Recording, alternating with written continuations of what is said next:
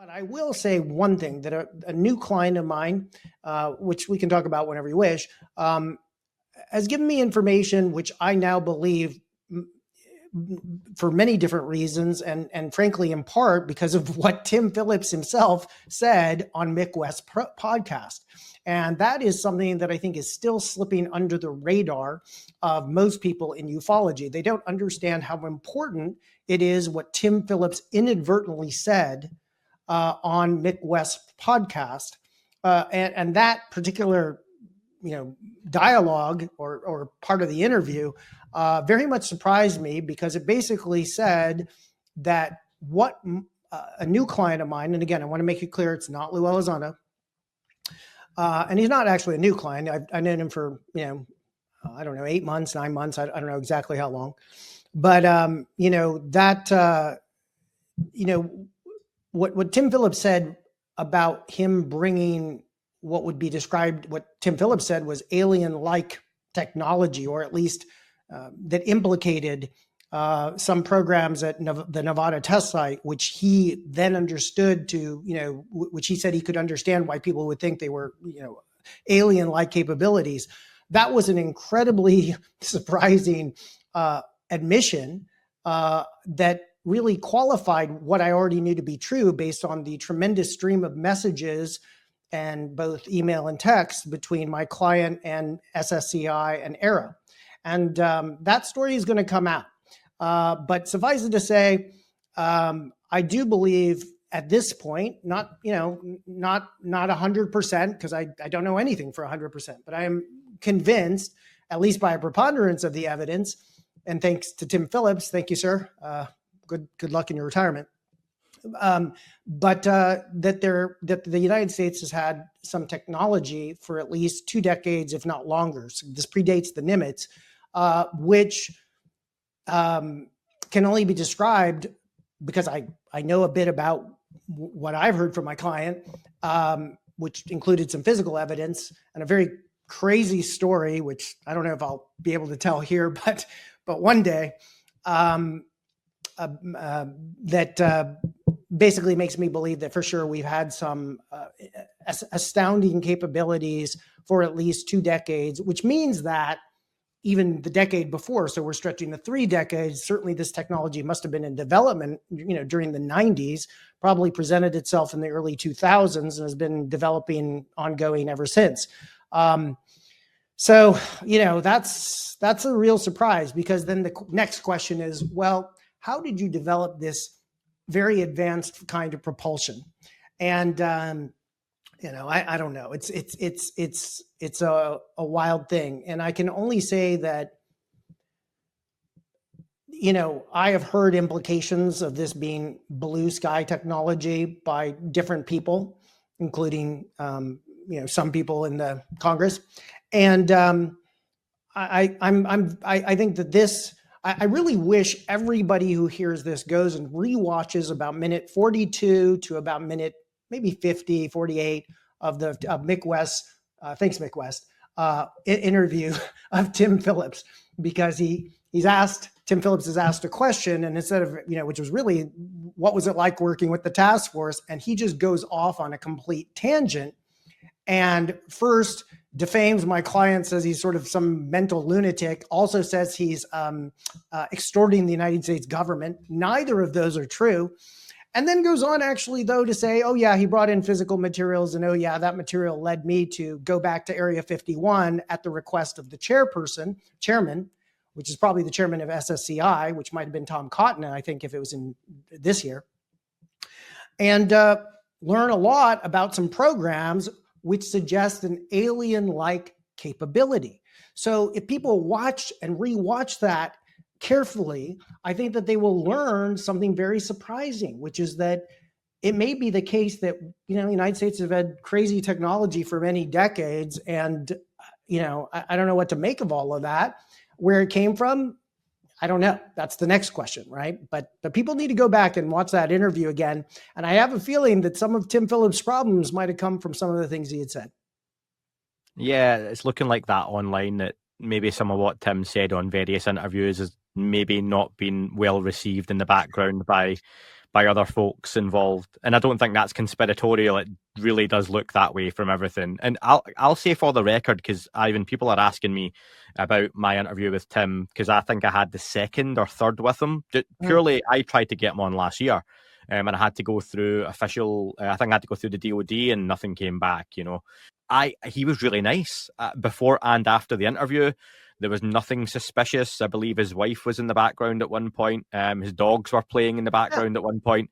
That he was a nice guy. He was really amenable afterwards as well. And I got some of his frustration personally. I don't agree with everything he said. I do get some of it. And I truly believe some of what he said he believes.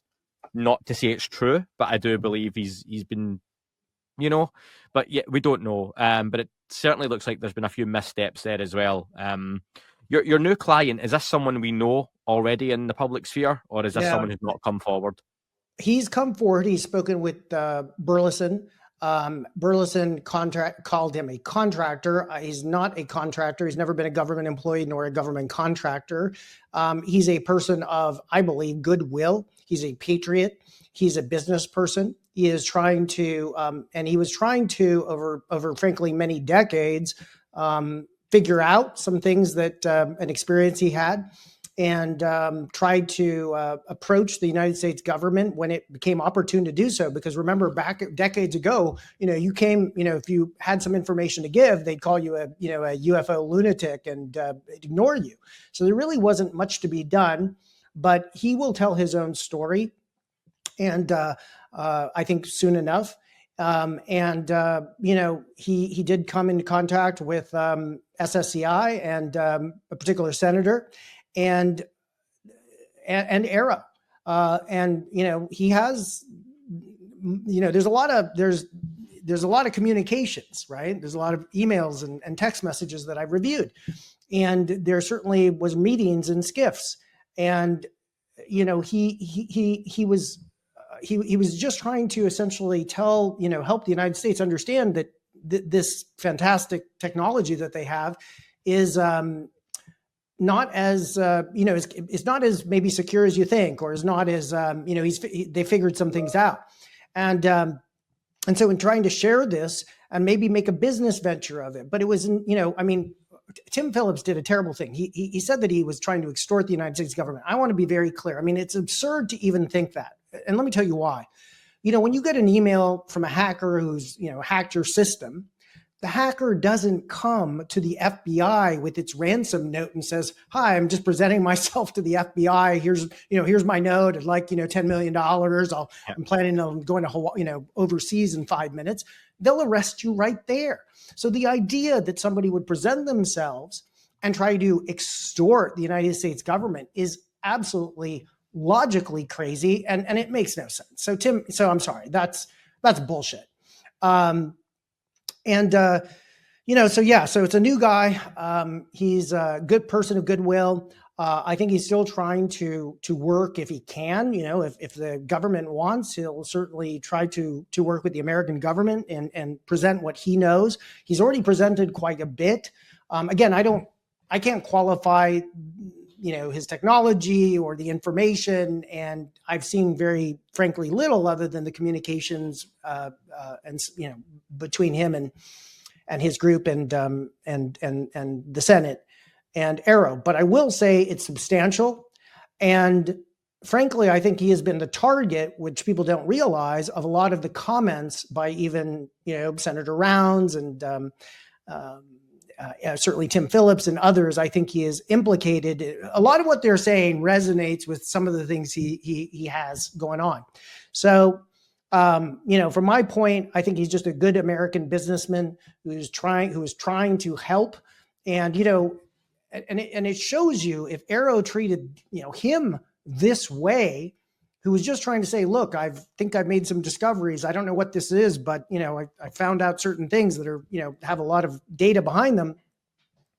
I can only imagine what they did to people who don't have, any means and are government employees and are just, without representation and just feeling vulnerable. It's just horrible, So Tim Phillips, I don't know why he went on a campaign of podcasts, but certainly it's that stream of podcasts that seemed to have stopped or been put a stop to. And, he was doing a great job of telling a lot of things, and they put a muzzle on him, I guess. Any timescales on when your client's going to come forward publicly? I'm hoping in the next couple of weeks. I can't give an exact time frame, but I'm hoping in the next couple of weeks. You never can tell. Maybe if the government comes and works with him, then we'll never hear from him again. I don't know. But I think he's not a UFO guy. He's not an NHI guy. It's not that he's not open to that, but he's just a business person who has a science background along with the family background, and just really came across some very unusual things and has an incredible story to tell. I think that there's a lot of, you might describe it as evidence to suggest that there's a lot of truth to it. And I'd like to thank Tim Phillips for helping corroborate some things inadvertently. So I always thank you, Tim. Good job. What do you think of the UAP caucus? Have they been useful in promoting things, or have they been a hindrance in some ways? To tell you the truth, I really haven't followed a lot of their social media posts. I never was a UAP, groupie. I was an Intel professional. I really didn't follow a lot of social media. If I was frustrated by some of the claims made by witnesses to members of Congress. I know that we had people referred to us. One particular individual, we thought he was extorting us. We were either going to pay him for his knowledge or his materials, or he was going to take it to a foreign country. It sounded like extortion to us, and reported it to our FBI counterparts. And by the way, we actually had at various times FBI agents or analysts who were part of the AARO staff. So we did work very, very closely with the FBI. So that was some physical material that he had. It was. And I actually went back to members of this member's staff saying they should protect the member from this individual. It wasn't fair to him to give him an audience. I am not a medical professional, but what I heard, based off common sense, I wouldn't want him around my family. How did he even get into the position to be able to approach you with this type of thing? Well, he was referred to us by members of this staff. It came to us. Okay. And we were asked to interview, and we did. And there was concern that some of the materials that he possessed could compromise actual programs of record. When I actually met with the chairman over this issue, he had asked me if I had been actually visited to the Nevada test site. And I had personal knowledge of some of the technologies that were being tested out there. And I told him, no, I haven't. And he highly recommended that I get out there, get read in and understand what was going on, because he was afraid that programs could have been compromised. So that's one reason, I went out to the Nevada test site. Was that a helpful perspective on existing cases? It absolutely was. To go out there to meet with the commanders, to look at the test articles, and you have a much better understanding why rational people who are not witting to the technology could actually think that this was derived or reverse engineered from an alien ET type entity. Yeah. You mentioned once, I think, a Klingon battleship. I think I said a ship. Yeah, I looked at that video. It was late at night, and we had been talking for many, many hours. And, I had a little bit too much body movement there, but I was getting excited. But the technology is amazing, and that's one of the things I do want to go back and hammer on a bit is these people that report what they saw. When we go back and we see the videotapes of the test, their accuracy is just amazing. Right. It actually is scary as how they accurately convey what they saw to us, and we look at it and we understand what it is. We do understand the technology, and they're right. It's amazing, but it came, it was invented by us and flown by us, and we want to preserve, the security of these programs, and that's why we go through such great lengths to vet people and have such compartmentalization, and we test in such a remote place, to protect these systems as they're being developed. Yeah. So these systems that people have kind of misperceived as something amazing, are they actually that amazing, or is it just the kind of the perspective from which they viewed it, or the lack of context that makes them seem amazing? Are there actually like kind of new developments in technology, or even Pretty understandings amazing. of physics? It's not what you'd expect from any type of aircraft you've seen before. Fascinating. Well, I suppose you can't actually tell me what it is, but No, I'm bound by that lifelong of course, NDA. yes. So. Yeah, well, it sounds fascinating, though. It must have been a great, it must have been very interesting for you to see these things. Oh, it is. It really was.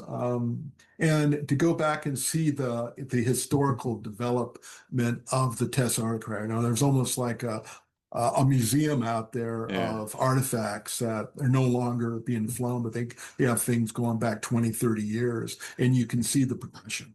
And that is very, very interesting.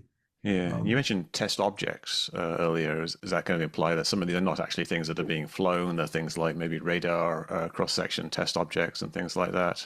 Exactly. All of the above. You probably have seen the comments about the alien eggs, the metal spheres. Well, they actually do drop a lot of very, very precise metal spheres from altitude, and they use them to calibrate their sensors. Interesting. So if you're out there on the range and you see things glinting, often it's these, some very large metal balls. Wow. And How large? They use them to test the sensors. They understand the characteristics of them very, very well. They're precision. They're very milled with precision. So they understand what the radar cross section is, and they drop them to calibrate before a test. These things are dropped and they're tracked to ensure that our sensors are calibrated correctly. And you'll see these throughout the range. And I've seen some stories about alien eggs, and those are test objects that we use to calibrate.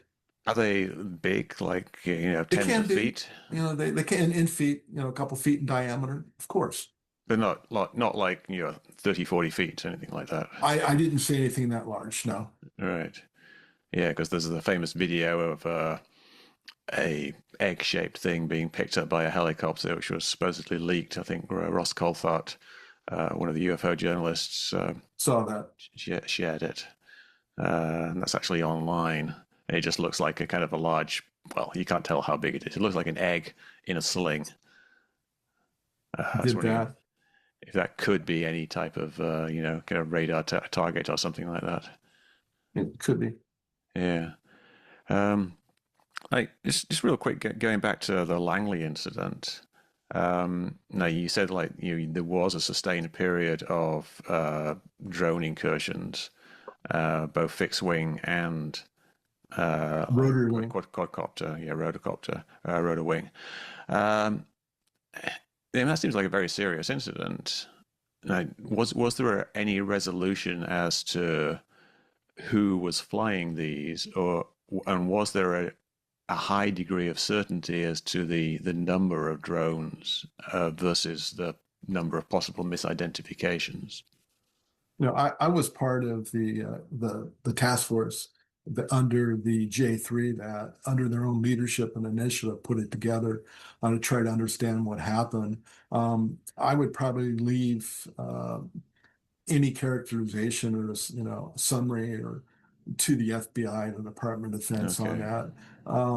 With high confidence, there were a number of things without authorization that violated the flight restrictions that had gone on to Langley for over a week. different descriptions identified by different people. As a result of that, though, I believe the Department of Defense and our country as a whole, Department of Homeland Security, DOD, Department of Justice kind of understood the potential security risks and what could happen. The fact that, for a period of time, flight operations for the F-22 was shut down, had to be relocated. Mm-hmm. Now that had an operational impact. There's also a NASA facility out there. Now, what was the target of the surveillance op?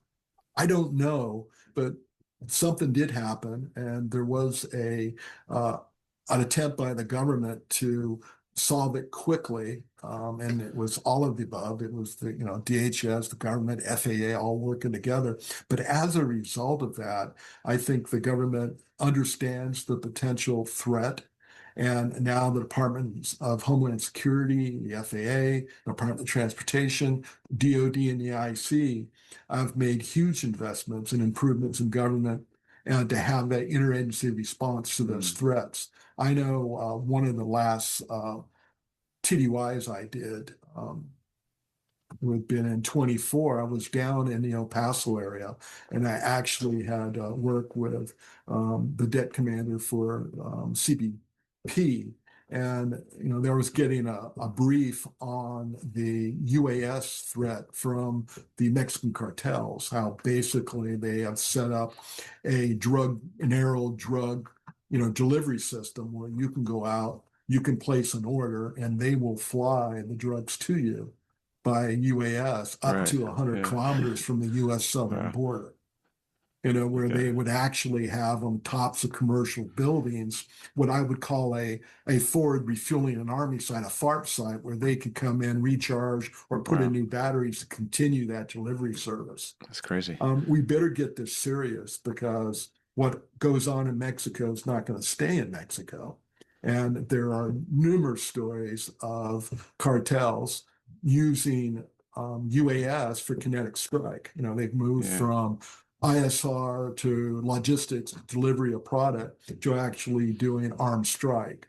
When you have advancement in technology, those things tend not to stay localized. They proliferate and they're copied by others. So that would be a concern that I have. And I think in the next conflict we have, as we saw with some of the brilliant initiatives that Ukraine did against Russia, I think, we have that potential here in the homeland of being threatened by these same technologies. For many, many years, we were protected by friendly neighbors and very large oceans. Yeah. With the advancement in this UAS technology, our homeland is vulnerable. Yeah, no, definitely. And I know we've invested a lot. And, from my days, in military schools, and I can remember reading Dead Germans that to defend everything is to defend nothing. And we're going to have to be very strategic on how we tier critical infrastructure, and we provide counter UAS detection and mediation capabilities to protect our vital infrastructure. We need to do that. Yeah, no, that's something I always talk about when people ask me why I look into UAPs, is because there are real security implications of it, as well as the simple interest of what these things are, and especially now with drones, obviously with UAS, it's a very real issue. I thought where the new administration was talking about the Golden Dome, and then I forgot the other, they changed the name of it, but they were looking at some type of airspace defense system here in America. There is a lot of surveillance data as we look at space surveillance data. We look at navigation aids, air traffic control radar, approach radars, maritime radars. We have a lot of sensor data available that could be exploited. And I know that there was some great initiatives to be able to build like watch boxes where you would take all available data over a vulnerable area or a place that we wanted to protect, and in near real time where you do an algorithm looking for those UAP anomalies. The flight characteristics could be counter UAS, or it could be counter UAS or UAP. And then when you get an incident, you start building that track, and in near real time, you provide indications and warning, to some type of command center to deal with it, to have that operational response to mediate it. We're going to get better at that. And I think this administration's, understanding of the vulnerability when we don't have point air defense systems in our country, I think trying to combine all the available data, sensor data, with some type of operational response is going to make us safer in the future. Right.